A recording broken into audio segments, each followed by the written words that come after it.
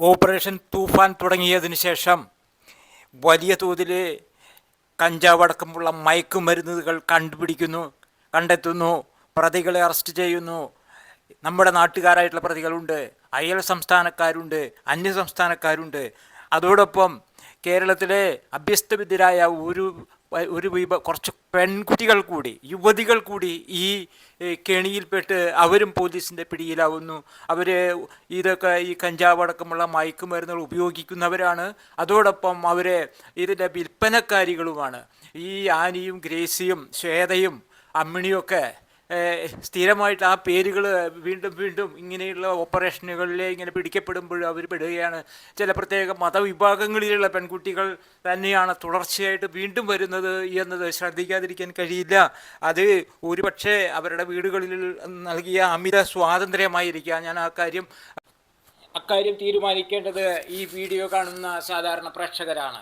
എന്തുകൊണ്ട് നമ്മുടെ പെൺകുട്ടികൾ ഇവരുടെ കെണിയിൽപ്പെടുന്നു, ഇവരുടെ വിൽപ്പനക്കാരികളായി മാറുന്നു, ഈ മയക്കുമരുന്നിന് ഇവരെന്തുകൊണ്ട് അടിമകളാകുന്നു?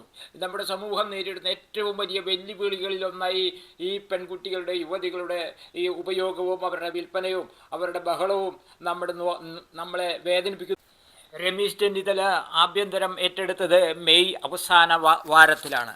അന്നേ അദ്ദേഹം പ്രഖ്യാപിച്ചു, ജൂൺ 1 മുതലേ ഓപ്പറേഷൻ തൂഫാൻ എന്ന പേരിൽ മയക്കുമരുന്നിനെതിരെയുള്ള ഒരു വേട്ട നമ്മൾ ആരംഭിക്കുകയാണ്.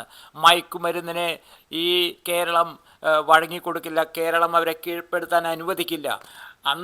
ഇതൊക്കെ എത്ര കണ്ടേക്കണു എന്ന മട്ടിലായിരുന്നു പലരും പ്രതികരിച്ചത്. പക്ഷേ കേരളത്തിലെ പോലീസ് പുതിയ തങ്ങളുടെ മന്ത്രിയുടെ വാക്കുകൾ അതേപടി വിലക്കിയെടുത്തുകൊണ്ട് എല്ലാ ജില്ലകളിലും അവരെ സടകുടഞ്ഞെണീറ്റ് കഴിഞ്ഞ കുറേ വർഷങ്ങളായിട്ട് ഈ മയക്കുമരുന്ന് ലോബിയുടെ പ്രവർത്തനങ്ങൾ കണ്ടുകൊണ്ടിരിക്കുകയായിരുന്നു. അവരെ ശരിക്കും കീഴ്പ്പെടുത്താൻ അവർക്ക് അതിൻ്റെ ഇച്ഛാശക്തി ഉണ്ടെങ്കിലും കൃത്യമായിട്ടുള്ള ഒരു നേതൃത്വം അവർക്ക് വേണ്ടുന്ന രീതിയിലുള്ള നിർദ്ദേശം കൊടുക്കാൻ ആളില്ലാത്തതിൻ്റെ പേരിൽ മാത്രമാണ് ഈ മയക്കുമരുന്ന് ലോബി ഈ കേരളം കീഴടക്കിയത് എന്ന് അവർക്കും അറിയാമായിരുന്നു. അവർ കളത്തിലിറങ്ങി ആദ്യം ഇത് ഉപയോഗിക്കുന്നവരാണ് കയ്യിൽപ്പെട്ടത്. സ്കൂൾ കുട്ടികളടക്കമുള്ളവരെ ചോദ്യം ചെയ്തപ്പോൾ പടിപടിയായിട്ട് ഇതിൻ്റെ ഈ സ്രോതസ്, ഇത് വരുന്ന വഴികളിലേക്ക് അവർക്ക് പിടിക്കാൻ പറ്റി.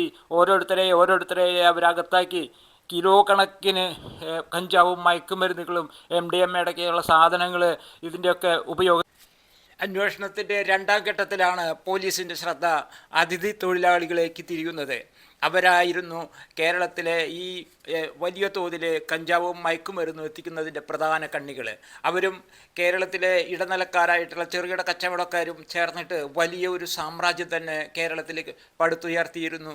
പ്രത്യേകിച്ച് ചില പെട്ടിക്കടകൾ ഈ നിരോധിത മയക്കുമരുന്നുകളും അതുപോലുള്ള ലഹരി വസ്തുക്കളും വിൽക്കുന്ന കേന്ദ്രങ്ങൾ മാത്രമായിട്ട് പ്രവർത്തിക്കുന്നതും പല നഗരങ്ങളിലും അതിൻ്റെ ശ്രദ്ധയിൽപ്പെട്ടു. അതിൻ്റെ ഭാഗമായിട്ട് അത്തരം പെട്ടിക്കടകൾ മുനിസിപ്പാലിറ്റികളുടെയൊക്കെ സഹകരണത്തോടു കൂടി പൊളിച്ചു മാറ്റുന്ന ഘട്ടത്തിലേക്ക് വരാൻ നീങ്ങി.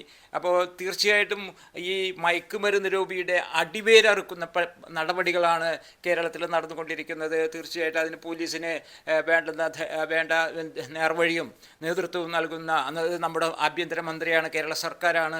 രമേശ് ചെന്നിത്തലയുടെ ഉറച്ച നിലപാടുകളാണ് കേരളത്തിലെ ഈ മയക്കുമരുന്ന് ലോബിയുടെ അന്ത്യം കുറിക്കുന്നതിനുള്ള നടപടികളുമായിട്ട് കേരള പോലീസിന് മുന്നോട്ട് പോകുവാൻ സഹായിക്കുന്നത്. തീർച്ചയായിട്ടും കേരളത്തിന് മോചനം ലഭിക്കുമെന്ന് ആളുകൾ ചിന്തിച്ചു തുടങ്ങിയിരിക്കുന്നു. അങ്ങനെ നല്ലൊരു നാൾ, പ്രത്യേകിച്ച് കേരള ജനതയും കേരള പോലീസും ഒരുപോലെ ഇപ്പോൾ തിരിച്ചറിയുന്ന ഒരു കാര്യമുണ്ട്. ഈ മയക്കുമരുന്നിൻ്റെ ഉപയോഗം കുറഞ്ഞതോടു കൂടിയിട്ട് ഈ കുറ്റകൃത്യങ്ങളുടെ എണ്ണവും കുറഞ്ഞു തുടങ്ങിയെന്നതാണ് കണക്കുകൾ കാണിക്കുന്നത്. മിക്കവാറും ഈ വലിയ ഭീകരന്മാരായിട്ടുള്ള കുറ്റവാളികൾ മയക്കുമരുന്ന് ഉപയോഗിച്ചതിന് ശേഷമാണ് വലിയ വലിയ കുറ്റകൃത്യങ്ങൾക്ക് തയ്യാറെടുക്കുന്നത് എന്ന് ഇതിനകം വ്യക്തമായി കഴിഞ്ഞു. അപ്പോൾ തീർച്ചയായിട്ടും ഒരു ബഹുജന പങ്കാളിത്തത്തോടു കൂടി സമ്പൂർണ്ണമായിട്ടുള്ള മയക്കുമരുന്ന് നമുക്കിവിടെ അവസാനിപ്പിക്കണം. ജനങ്ങളെ മുന്നിൽ നിർത്തിക്കൊണ്ടുള്ള പോലീസിൻ്റെ ഒരു വലിയ ദൗത്യമാണിത്.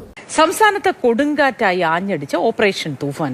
1 മാസം പിന്നിട്ട തൂഫാൻ പിടികൂടിയത് 30 കോടിയുടെ ലഹരി, 5353 കേസുകളും 5736 അറസ്റ്റ്. രമേശ് ചെന്നിത്തലയെ കുറിച്ച് എന്താണ് അഭിപ്രായം? സൂപ്പർ, അതിനും വലിയ സൂപ്പർ. മുഖ്യമന്ത്രിനെ കാട്ടി സൂപ്പറാണ് രമേശ് ചെന്നിത്തല.